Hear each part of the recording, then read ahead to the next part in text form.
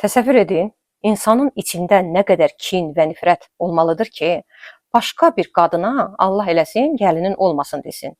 Bugün mənə elə bir şey yazıblar. Bilirsiniz mən nə düşündüm? Belə sözlər məni qorxutmur.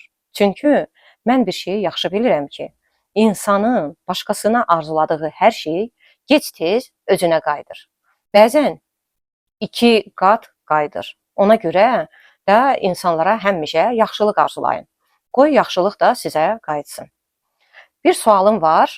Əgər siz, həmin qadına bir sualım var. Əgər siz yad bir qadına bunu arzulayırsınızsa, görəsən öz gəlininizə nələr deyirsiniz? Düzünü desəm, o gəlinə yazğın gəlir. Sonra da deyirlər, biz gəlinə heç nə etmirik. Gəlinlərin özü pisdir.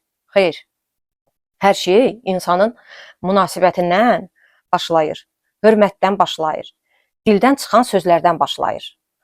Mən həmişə demişəm, yenə də deyirəm. İnanıram ki, mənim elə bir gəlinim olacaq ki, onunla fəxr edəcəyəm. Belə özümə oxşayacaq və çalışacağam ki, o da mənim kimi bir qaynanası olduğu üçün fəxr etsin. Çünki ailə qorxu ilə yox, hörmətlə qurulur. Bir şeyi də deyim, bu sözlər bütün qaynanalara aid deyil. Çox ağıllı, mərhəmətli qaynanalar da var. Gəlinlərinin öz qızları kimi sevirlər. Bir şey də deyim ki, bu sözlər bütün qaynanalara aid deyil. Çox ağıllı, mərhəmətli qaynanalar var ki, gəlinlərini öz qızları kimi sevirlər.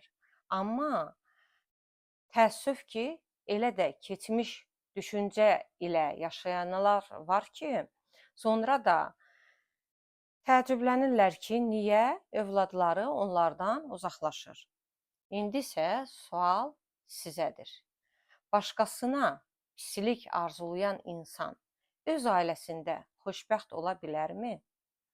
Fikrinizi yazın.